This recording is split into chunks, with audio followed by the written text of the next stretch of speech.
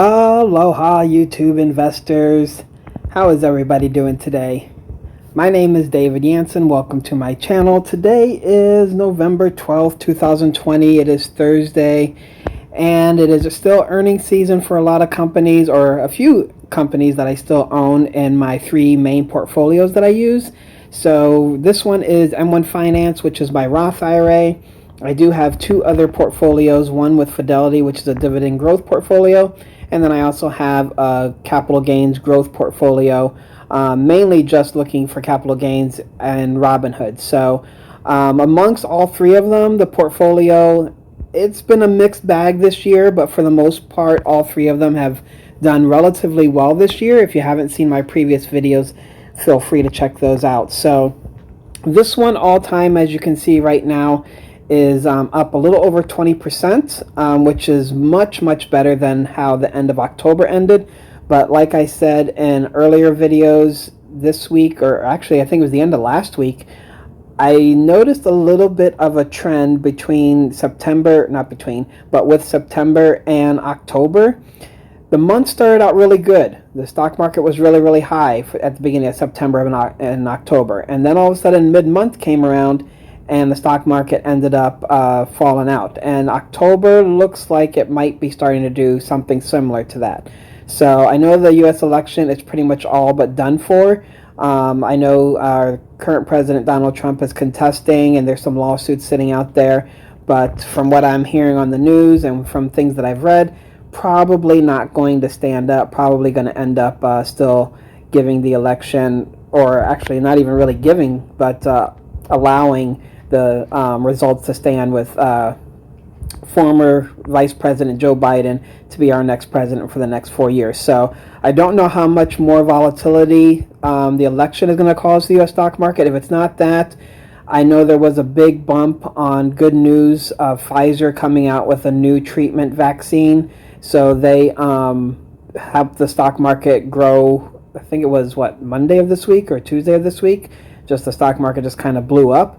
And then it kind of is starting to even out again after that news. So, and there's still talks of stimulus talk as well too in the U.S. for the economy. The economy still isn't good. Unemployment numbers have dropped a little bit, but overall the U.S. economy still isn't that great.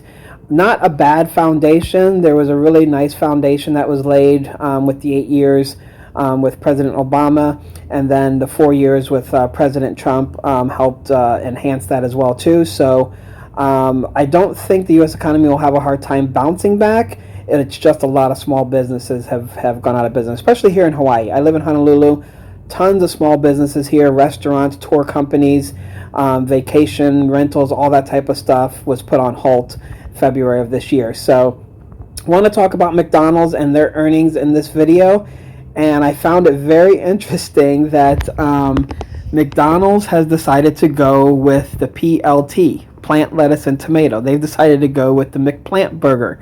So I think it was last year they started doing testing with Beyond Meat in Canada, with Beyond Meat's plant-based hamburger.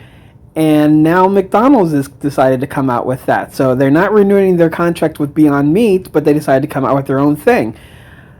From what else I read, I guess it is like a co-thing between the two companies. So it is McDonald's and Beyond Meat have decided to come out with this patty. So they haven't really just ripped off Beyond Meat, took their formula and everything and decided to run with it. It's kind of a co-creation. But I do find it interesting that they wouldn't just say, okay, we'll just continue to partner with Beyond Meat and call it as is. You know, Burger King has partnered with Impossible Burger. So I don't know, I find that interesting. But anyway, let's go ahead and look at their earnings here. I'm not going to really go through my portfolio in this video. I'll be doing that later. If not, at the end of this month, at the end of December, for like an end of the year, look at, let's see how my portfolio performed after, I think it'll be 18 months of investing at that point. So, but going over here to CNBC website, McDonald's reported quarterly earnings. This is their third quarter earnings. This happened on Monday of this week.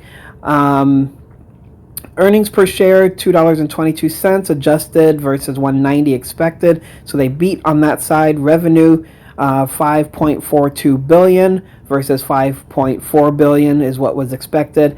And then reported fiscal third quarter net income, 1.76 billion or $2.35 per share. That is up from 1.61 billion or $2.11 per share from the previous year. So good numbers all the way around there, as you can see. And then McDonald's Japan and other items, the company earned $2.22 per share. That tops the $1.90 that was expected by analysts as well too.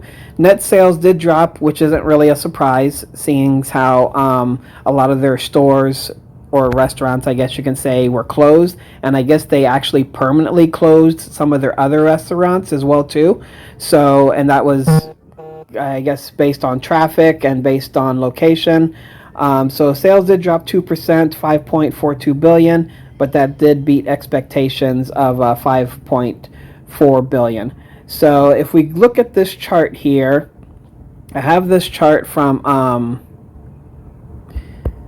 Alpha Street that I have been using in a lot of my videos. Now, some of the companies that I own that I'm doing earnings reports for, it doesn't, they don't provide this chart for, but I do kind of like it because it kind of puts everything, in a nice little box here for you. So it shows you the revenue down 2%, net income up 10%, diluted EPS up 11%, and operating income up 5%. And then revenue components, you can see here sales by company operated restaurants. So these would be their corporate restaurants. You can see how the numbers have gone third quarter 19 all the way to second quarter 2020, and then third quarter, can I zoom in a little bit here? There we go. Third quarter 2020. So, and then revenue, these are their franchises. This is where McDonald's makes the majority of their money, is by having people buy their franchises. Very lucrative. I read a thing or saw something on the news years and years ago, I think in the 90s when I was in high school, about one of the richest NBA players of all time ended up owning a bunch of McDonald's franchises. And that's pretty much how they make their money, because they collect fees from all these people that own these franchises from them. So from quarter 3 2019 to quarter 3 2020, up there as well too, 3.04 billion. Right here it tells you it's in billions, and significantly up, almost over $1 billion from quarter 2 of 2020, when a lot of their places were closed. And more of the restaurants have opened, but there are still some that have closed, which has kind of hurt their sales numbers here. So the United States up for over 4.5%, international operated down 4%, and then developmental licenses down 10%. And then you can see here system-wide sales growth. System-wide sales growth, there we go, is flat, and then operating costs and expenses down 7%.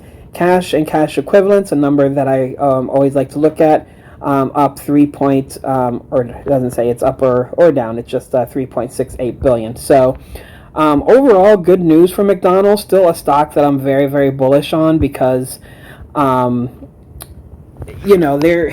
call them a utility. People just, we have a couple McDonald's inside of Walmart here. You cannot walk by there without seeing kids asking their parents if they can go in there to get something to eat, a hamburger, ice cream cone, whatever it is. And we often have 50-cent or dollar ice cream cones in the summertime here. They're still running it right now because the weather is still mid-80s here in November, but in Hawaii. But it's kind of the same thing when you go by the drive-thrus. There's a couple McDonald's around where I live here in Honolulu, and when I drive by, there's like 10, 12, 15 cars deep sitting in the drive-thru. One of them I know that inside dining is closed, but some of the others, they have both, and it's still tons and tons of cars. So, and then if you want to look this article up, and that's why basically I call McDonald's a utility, because good luck once you introduce your kids to it, you're going to be able to keep them away from that place. And then CNBC has this other article here talking about the plant-based line called McPlant, and their partnership. I guess the Beyond Meat spokesman has quote inside here as well too if you want to check out this article, but didn't want to drag the video out too long. Try to keep it around 10 minutes or so. So check into it yourself. I personally only own a little over a share and a half of McDonald's. Every time I want to put more into the company, it seems like another one of my holdings takes a dip. So now Kimberly-Clark is on a good dip, so I'm adding more to them. But I'm at 1.69 shares, and my average share price is 166. They have a really nice dividend yield. McDonald's does. They're trading at $213 right now. That's why I haven't put any more money into them. But I really don't mind if it's on the dip or not with McDonald's, whether or not to add.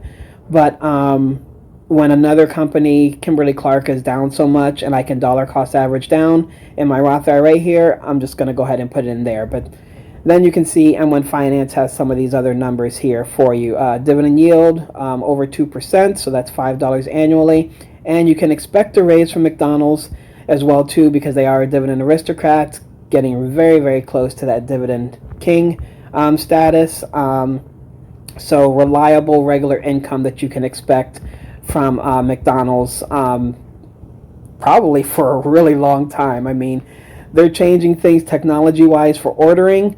So especially now that a lot of people are doing more contactless payments and contactless ordering, and you've got your DoorDashers and your Grubhubs and your Uber Eats and stuff like that, it kind of only makes sense for them to adjust technology-wise. So if you aren't in on McDonald's, check it out. You won't be disappointed. You can hold them probably for 25, 30 years and just collect that regular dividend payment, as well as some maybe not huge capital gains. McDonald's tends to trade in the 200s when it's up in the highs there. So but you'll still get some regular nice dividend income from them. So I'll have a couple other videos here from my Roth IRA for you, Air Products and Chemicals. That video is coming up. And then I believe Lyft is also going to announce their earnings, and Costco is going to announce their earnings as well too. So look for those videos. Until then, everybody, mahalo and aloha.